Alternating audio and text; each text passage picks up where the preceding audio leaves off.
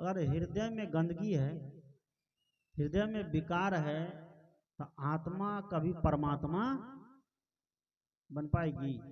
भीतर में अगर गंदगी है, हृदय में अगर अपवित्रता है, तो आत्मा ये कभी परमात्मा नहीं बन पाएगी। इसलिए भीतर की गंदगी को बाहर निकालिए।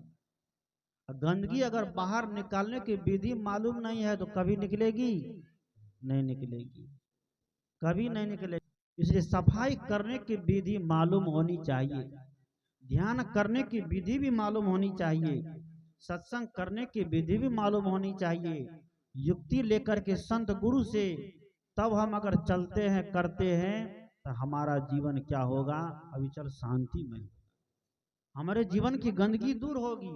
अगर गुरु से संत से युक्ति नहीं लेंगे तो जीवन भर गंदगी क्या होगी? भरी की भरी ही रहेगी। इसलिए सदगुरु कबीर साहब कहते हैं क्या?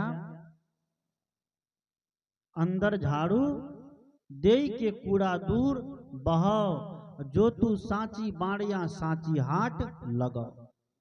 ये कूड़ा दूर कैसे होगा? सत जगह जाके बैठने से, सत्संग में जाकर के बैठने से। आज सत्य की बात लोग सुनने से बड़ा घबराने लगा है, घबरा रहा है। सत्य की चर्चा, सत्य विचार आज सुनने से घबराता है। गलत बात, राग रंग की बात, नाच नौटंकी की बात हो, वहां पर आदमी घबराता नहीं और जान जान करके जाता जाएगा ना। कोई भी व्यक्ति नाच देखेगा, नाच सुनेगा तो दूर से सुनेगा? नहीं सुनेगा। तो आगे जाकर के सबसे आगे बैठेगा, खाना पीना 4 बजे बन जाएगा, पता चल जाए कोई नाच होने वाला है, कोई जागरण होने वाला है, कोई ड्रामा होने वाला है, कोई थिएटर आया है, उसका शो चलने वाला है, तो घर में कोई नहीं रहेगा, सबसे जाके कहाँ बैठेगा? आगे में बैठेगा। घरे से बिछना ले जाएगा तो सकता कि सब लेके चला जाएगा। लेकिन सत्संग की बात लोग कहाँ से सोचता सुन लेंगे, वहीं से हमारा क्या हो जाएगा? उद्धार हो जाएगा। नहीं होगी, नहीं मिलेगी। मुक्ति प्राप्त करने के लिए मुक्ति की जगह सोचना पड़ेगा, निर्धारित करना पड़ेगा, उसकी विधि सीखना पड़ेगा। संत गुरु से माला लेके, भजन वेद लेकर, दीक्षा लेकर के। आजकल लोग कहता है कि माला ताला पहनने से क्या होता है, मतलब कहने लगा है ना, तो मन में ही माला हो गया है, माला पहनने से क्या होगा? मने में माला है। अब कोई व्यक्ति कहे कि कपड़ा पहनने से क्या होगा? मने में कपड़ा पहन लेते हैं, कर चलेगा काम? कोई कहे कि भोजन करने से क्या होगा? दाल भात रोटी सब्जी खाने से क्या होगा? मन मन ही खा लेते हैं, काम चलेगा? नहीं चलेगा काम। माला धारण करके आप संत गुरु से मंत्र लेकर के, संत गुरु से वचन लेकर के आप उसका जाप करिए। आप जब जाप करने लगते हैं तो धीरे धीरे आपके जीवन की गंदगी क्या होती है? साफ होती है। एक बार एक महात्मा जी एक जगह बैठ करके ऐसे ध्यान कर रहे थे, जाप कर रहे थे। एक लड़का देख लिया, लड़का देखा तो लड़का को बड़ा आश्चर्य लगा, क्योंकि लड़का कभी देखा नहीं था कि ध्यान क्या होती, साधना क्या होती, सत्संग क्या होता है। लड़का ने कहा, गुरुजी आप ये क्या करते हैं? महात्मा ने कहा कि ध्यान करते हैं। लड़का ने कहा कि ध्यान करने से क्या होता है? कहा कि ध्यान करने से शांति मिलती है, ध्यान करने से मन की परम तृप्ति मिलती है, ध्यान करने से अशांत मन शांत हो जाता है। तो लड़का ने कहा कि हमको भी विधि बता दीजिए, हमको भी रास्ता बता दीजिए। तो महात्मा ने देखा कि रास्ता इसको कैसे बताएंगे, ये तो इस योग अभी है नहीं, या इस लायक है नहीं, इसको रास्ता कैसे बता देंगे। महात्मा ने कहा ठीक है हम तुमको रास्ता बताएंगे, लेकिन उसके लिए सेवा करनी पड़ेगी। क्या सेवा? कहा कि उसके लिए तुम्हें पवित्र भोजन बना करके मुझे खिलाना होगा। लड़का कहा ठीक है खिला देंगे। लड़का घर गया, सारी व्यवस्था किया, सब कुछ को जुटाया, सब कुछ को जोड़ा, महात्मा के लिए सारी सामग्री लाया, तैयार करके भोजन बनाया।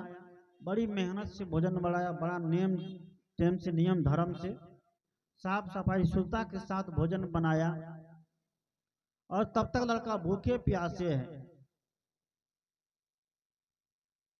उसने सोचा कि जब तक हम गुरु जी को भोजन नहीं करेंगे तब तक खुद भोजन नहीं करेंगे।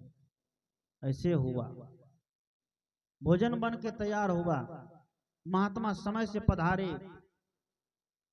जितना मेहनत से लड़का भोजन बनाया, गर्मी का मौसम एकदम पसीना पसीना होके, धुआं धुकुर में कभी भोजन बनाया नहीं था। पहली बार बनाया, इतना मेहनत करके, इतना परिश्रम करके, और 56 प्रकार के एकदम सुंदर सुंदर भोग बनाकर तैयार कर दिया है। पूरी बनाया, खीर बनाया, रसगुल्ला मंगाया, टिकरी मंगाया, हर चीज मंगाया, जलेबी मंगाया, जो जो खाना चाहिए, जो जो मन में हुआ सब मंगाया। मंगाने के बाद महात्मा जी का आसन लगाया, महात्मा जी बैठे। महात्मा जी साथ में कमंडल लाए थे, कमंडल को बगल में रख दिए। महात्मा जी के आगे थाली दिया लड़का, वह युवक। उसने कहा, थाली में भोजन जैसे लगाने के लिए गए, तो महात्मा ने कहा कि थाली में मत दो, हम थाली में नहीं खाते हैं। मैं जो अपना कमंडल लाया हूं, इसी कमंडल में भोजन दे दो, इसी में हम भोजन करेंगे। लड़का ने कहा ठीक है, आपकी जैसी इच्छा हो वैसा ही हम करेंगे। क्योंकि लड़का को तो ज्ञान लेना था ना, लड़का को विधि लेना था। उसने, महात्मा जी ने जब अपना कमंडल खोला तो कहा कि इसमें भोजन डाल दो, तो कमंडल में गोबर भरा हुआ था। क्या भरा हुआ था? कमंडल में गोबर भरा हुआ था। लड़का जैसे देखा कमंडल में गोबर भरा हुआ है, लड़का को तो गुस्सा उठ गया। कहा कि बाबा आपको इतनी अकल नहीं है, तो भोजन करेंगे तो भोजन का पात्र हमारा कैसा होना चाहिए? आप इस पात्र में गोबर भर के लाए हैं और कहते हैं कि इस पात्र में भोजन डाल दो।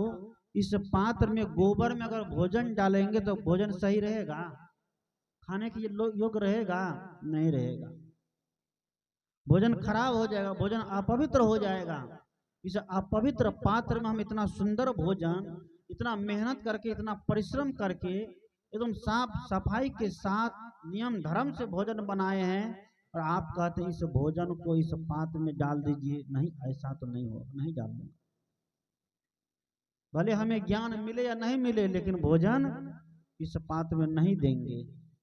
महात्मा ने कहा,